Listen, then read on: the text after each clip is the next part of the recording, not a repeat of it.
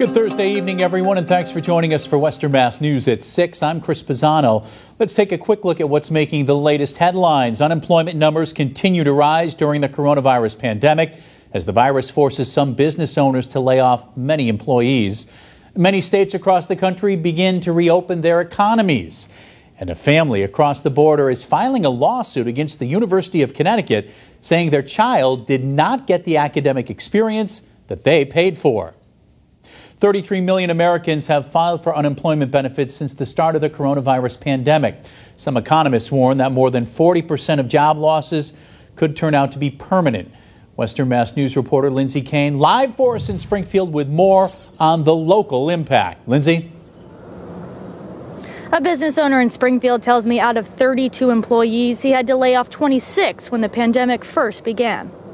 We are definitely down 50% as far as the numbers. The COVID-19 pandemic is leaving many people wondering how many businesses are going to have to close their doors for good once the state reopens, and how many furloughed employees won't be hired back. It's likely that number of places will have to have fewer people. Well, over 33 million Americans have filed for unemployment nationwide since the pandemic broke out. Nearly 780,000 Massachusetts residents have filed claims, and now many economists are warning more than 40% of job losses could become permanent. And some say small businesses have been struggling the most. They're going to be the ones in the most need of reopening, and also the ones that are probably the worst affected. The doors are still open for takeout over at Nadim's Downtown Mediterranean Grill in Springfield, but out of 32 employees, 26 were laid off when the COVID-19 restrictions were first set in place. I don't think we'll be able to hire all of them back. I will say probably we'll end up with 75% of the workforce back to work. The pandemic hit small restaurants hard right off the bat,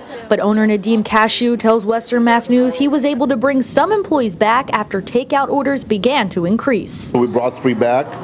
2 weeks ago, we brought 2 more people back, and we're looking to bring 2 more people back. So we're kind of happy about that. With just 11 employees out of their original staff of 32 working and no official reopening date in place, he says even when they can open their doors for dine-in again, he can't afford a full payroll. Most likely, I'm thinking and projecting it's going to be at a 25% capacity, which is fine. Let us start slow, make sure we keep people away from each other, keep them more than 6 feet at a social distance. And I think it's going to be more on the people side. On the guest side, they would rather do a takeout. It's going to take a little bit for it to catch. He says the restaurant has a plan in place for when they're able to open again. Live in Springfield, Lindsay Kane, Western Mass News. Lindsay, thank you for that live report. The Department of Public Health releasing the latest numbers. So far, the number of tests conducted is 351,632 with 11,993 tests given today.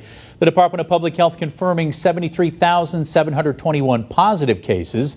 4,552 people have died from COVID-19, with 132 new deaths reported today.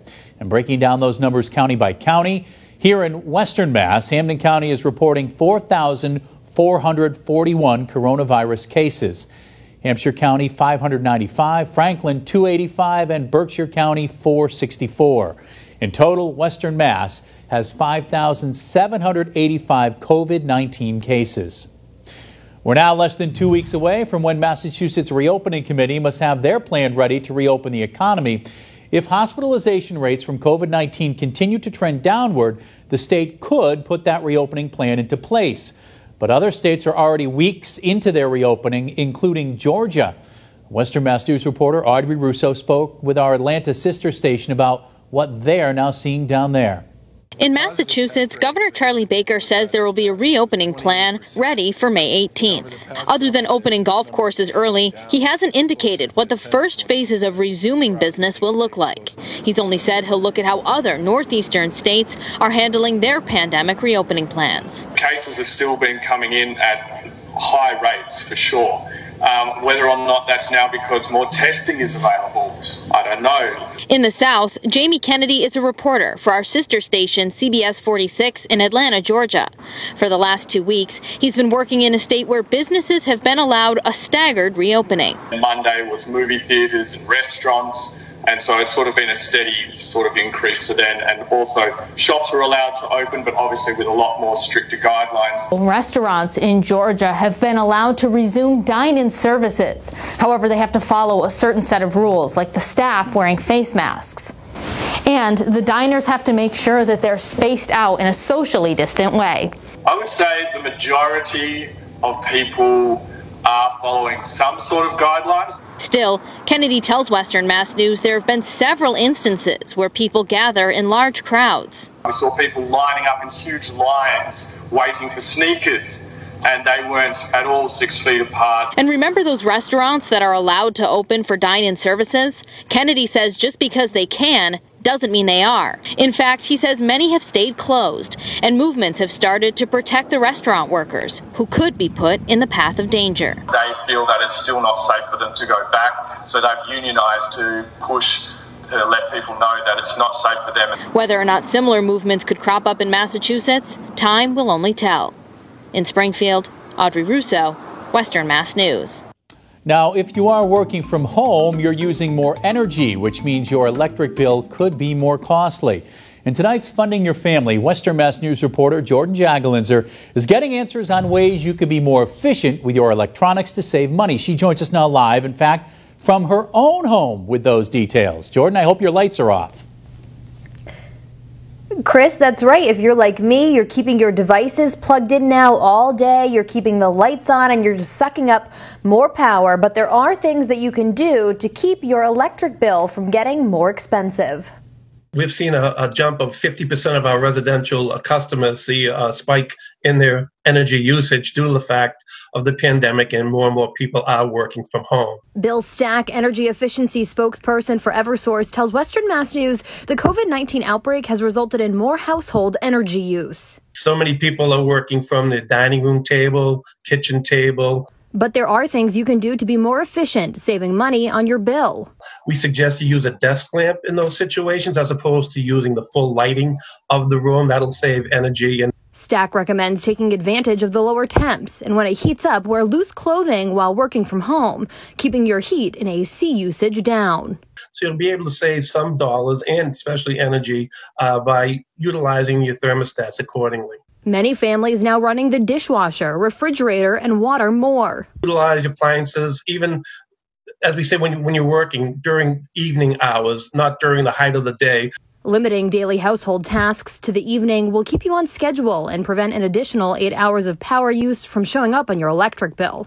People who are working on their laptops, iPads, and computers, we suggest that they make sure they click on sleep mode or any energy efficiency app that they have on these devices. That way, when you step away, you're saving energy and avoid keeping devices charging all day. And that's exactly one of the points we talk about. It's called phantom power or vampire power. You have devices plugged in, and even if the device is not on it, if there's a transformer plugged into the wall, it's drawing power. We're all guilty of forgetting to unplug, whether the device is connected or not. So once your device is fully charged, remove the transformer from the outlet. And if you're looking for even more ways to save, try scheduling a virtual home energy assessment. Your customer can go to eversource.com, schedule a virtual home energy assessment, and work with an energy specialist either via the phone by answering questions after sending pictures, or live, like FaceTime, walking through the house. Specialists will go over your individual lighting, electronic, and water usage to see where you can save, and they can send you LED bulbs, electronic smart strips, and water-saving devices. And if you do choose to do that, Stack says they'll mail it to you at no additional cost. Reporting live from home, I'm Jordan Jagelinzer. Chris, back to you. Jordan, thank you for that report. And for more coverage on the coronavirus emergency as it continues to develop, just log on to our free Western Mass News streaming app.